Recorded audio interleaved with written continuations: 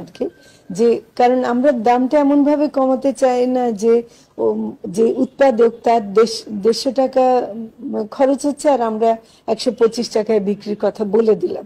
আসলে ওর উৎপাদন খরচটা কমাবার যে দিকগুলো আছে, যেমন ফিডের কস্ট কমানো, মুরগির ক্ষেত্রে বাচ্চার দাম কমানো, এগুলো কিন্তু খুব সরাসরি জড়িত এবং এইখানে কিন্তু কাজ করার আছে এবং করা যেতেও পারে। এখানে অনেকগুলো সিন্ডিকেট তৈরি হয়ে থাকে, অনেক মনোপলি ব্যবসা আছে, এগুলো আইডেন্টিফাই করা দরকার। কাজে উৎপাদকের স্বার্থ যেন রক্ষা হয়, তার স্বার্থ রক্ষা করতে হলে তার উৎপাদন খরচ কমাবার একটা ব্যবস্থা করতে হবে। তো সেটা আমাদের মাথায় আছে, সেটা অবশ্যই করবো আর কি।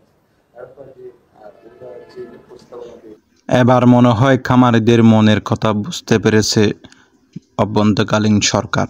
আশা করি আমাদের মনের আশা পূরণ হবে বলে মনে করি। সবাই ভিডিওটা শেয়ার করে দিন এরকম নিত্য নতুন পোলট্রি বিষয়ক তথ্য পেতে, এবং পেজটি ফলো করে দিন। ধন্যবাদ। আসসালামু আলাইকুম।